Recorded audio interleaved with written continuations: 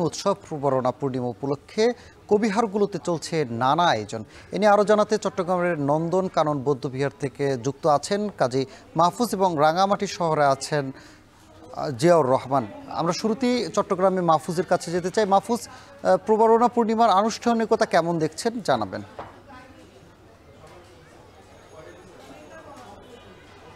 বৌদ্ধ ধর্মাবলম্বীদের অন্যতম ধর্মীয় উৎসব হচ্ছে প্রবরণা পূর্ণিমা, যার আনুষ্ঠানিকতা ভোর থেকে শুরু হয়েছে। আমরা দেখেছি চট্টগ্রামের যে বৌদ্ধ বিহারগুলো রয়েছে সেখানে মূলত বৌদ্ধ ধর্মের যে পতাকা সেটি উত্তোলন, জাতীয় পতাকা উত্তোলনের মধ্য দিয়ে আনুষ্ঠানিকতা শুরু হয়। এরপরে আমরা দেখেছি পঞ্চশীল প্রার্থনা, অষ্টশীল প্রার্থনা, একই সাথে আমরা দেখতে পাচ্ছি যে বুদ্ধ যে পূজা সেগুলো এখানে করা হচ্ছে। এই মুহূর্তে আমরা রয়েছি নন্দনকাননের বৌদ্ধ বিহারে, যেখানে বৌদ্ধ ধর্মের নানা বয়সী মানুষ এখানে আসছেন এবং তারা আগরবাতি একই সাথে মোমবাতি জ্বালিয়ে প্রার্থনা করছেন, পাশাপাশি বৌদ্ধ যে পূজা সেগুলো দিচ্ছেন। এক পাশে আমরা দেখতে পাচ্ছি যে ধর্ম দেশনা যে কার্যক্রম, অর্থাৎ যে সকল পূজারীরা এখানে আসছেন, পুণ্যার্থীরা আসছেন, তাদেরকে বৌদ্ধ ধর্মের বিভিন্ন বিষয় সম্পর্কে বৌদ্ধ ধর্মগুরুরা অবগত করছেন।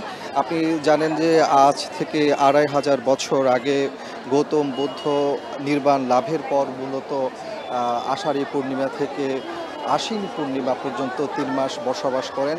এই বসবাস শেষে মূলত তিনি এই প্রবারণা করতেন। তারই পরম্পরায় আমরা দেখেছি যে বৌদ্ধ ধর্মের যে ধর্মগুরু আছে তারা সেটি পালন করে আসছেন, অর্থাৎ ৩ মাস বসবাস শেষে তারা এই প্রবারণা উৎসব করেন। নানা আয়োজনের মধ্য দিয়ে বলা যায় যে সেই প্রবারণা পূর্ণিমা চট্টগ্রামে পালিত হচ্ছে। বিকেলে কিন্তু সবচেয়ে আকর্ষণীয় যে অনুষ্ঠান সেটি হচ্ছে ফানুস বাতি জ্বালানো এবং উড়ানো, সেটি কিন্তু সন্ধ্যার সময় শুরু হবে, যেখানে আমরা দেখি যে প্রতি বছর ফানুসবাসী উড়ানোর সময় বৌদ্ধ ধর্মাবলম্বীর পাশাপাশি নানা ধর্মের মানুষ কিন্তু সেই দৃশ্য দেখার জন্য আসেন। আজকেও কিন্তু সেই দৃশ্য তারা দেখতে পারবেন, এই জন্য সব ধরনের প্রস্তুতি কিন্তু এখানে নেওয়া হয়েছে। তো সব কিছু মিলিয়ে বলা যায় যে বৌদ্ধ ধর্মাবলম্বীরা তাদের যে অন্যতম ধর্মীয় উৎসব প্রবরণা পূর্ণিমা সেটি উদযাপন করছেন নানা আয়োজনের মধ্য দিয়ে। আমরা দেখেছি এর আগে যারা ধর্মীয় গুরু আছেন, বিশেষ করে বৌদ্ধ ভিক্ষু, তারা কিন্তু উপবাস ভেঙেছেন এবং ঠিক ১২টার পরে আবার পুনরায় উপবাস কার্যক্রম রয়েছে, সেটিও শুরু হবে আমরা জানতে পেরেছি এখানে যারা দায়িত্বে আছে তাদের সাথে কথা বলে। তো সব কিছু মিলে বলা যায় যে বৌদ্ধ ধর্মাবলম্বীদের যে অন্যতম ধর্মীয় উৎসব প্রবরণা পূর্ণিমা সেটি কিন্তু নানা আনুষ্ঠানিকতার মধ্য দিয়ে চট্টগ্রামের বৌদ্ধ বিহারগুলিতে পালিত হচ্ছে। দর্শক, আমরা এই বিষয়ে আরও একটু বিস্তারিত জানবো। এই পর্যায়ে আমরা চলে যাচ্ছি রাঙ্গামাটিতে, সেখানে রয়েছেন আমাদের সহকর্মী জুয়েল, তিনি জানাবেন রাঙ্গামাটিতে বা প্রবরণা পূর্ণিমার নানা আনুষ্ঠানিকতা সম্পর্কে।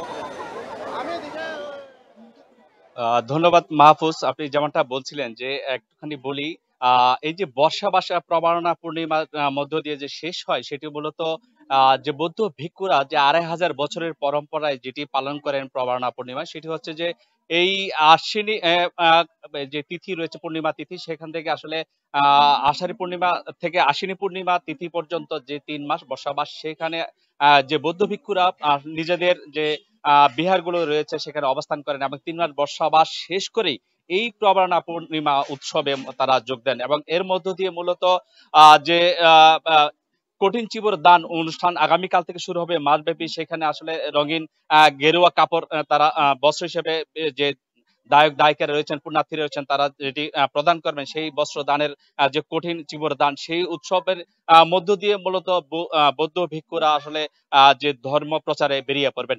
আজ সকাল থেকেই আমরা দেখতে পেয়েছি, ভোর থেকেই মূলত এই যে প্রবরণা পূর্ণিমার আনুষ্ঠানিকতা শুরু হয়েছে। সেখানে বৌদ্ধ পতাকা উত্তোলন, অষ্টদান, অষ্টপরিষ্কার এবং যে ধর্মীয় দেশনা এবং পঞ্চশীল প্রার্থনা, এই অনুষ্ঠানগুলোর মধ্য দিয়ে মূলত সারাটাই দিন যাচ্ছে এবং সন্ধ্যায় হাজার প্রদীপ প্রজ্বলন এবং ফানুস উড়ানোর মধ্য দিয়েই মূলত এই অনুষ্ঠানটির সমাপ্তি ঘটবে এবং আগামীকাল থেকে যে বৌদ্ধ ধর্মাবলম্বীদের সবচেয়ে বড় যে অনুষ্ঠান কঠিন চিবরদান, সেটি মাসব্যাপী শুরু হবে।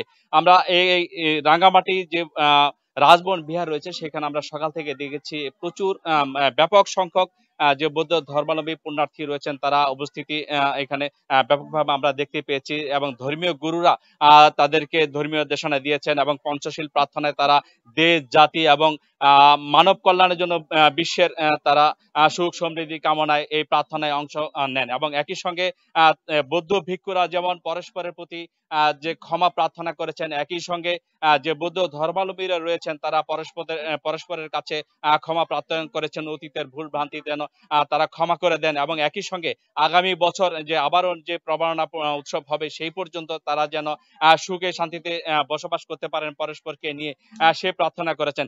একই সঙ্গে আমরা কথা বলেছিলাম যে এখানে আজকে সকালে যে রাঙ্গামাটি যে রাজবন বিহারের অনুষ্ঠানটি শুরু হয়েছিল সকাল ৯টার পরেই, সেখানে আসলে রাঙ্গামাটি জেলা প্রশাসক হাবিবুল্লাহ এবং police super S M Farhad Hossain তিনি অংশ নিয়েছেন এবং অন্যান্য যে বিভিন্ন ধর্মাবলম্বী মানুষজন রয়েছেন বৌদ্ধ ধর্মের, তারাও আসলে এখানে অংশ নেন, সমবেত প্রার্থনায় অংশ নিয়েছেন।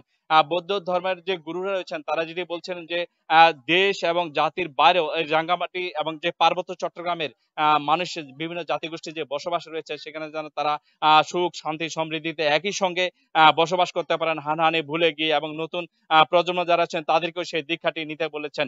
আমরা কথা বলেছিলাম বৌদ্ধ ধর্মের যে এখানের রাজবন বিহারের আবাসিক প্রধান প্রজ্ঞালঙ্কার ভন্তের সাথে, তিনি যেটি বলছেন যে মানুষের সুখ সমৃদ্ধি এবং আগামী সময়টুকু যেন ভালোভাবে কাটে সেই প্রার্থনা তিনি করেছেন।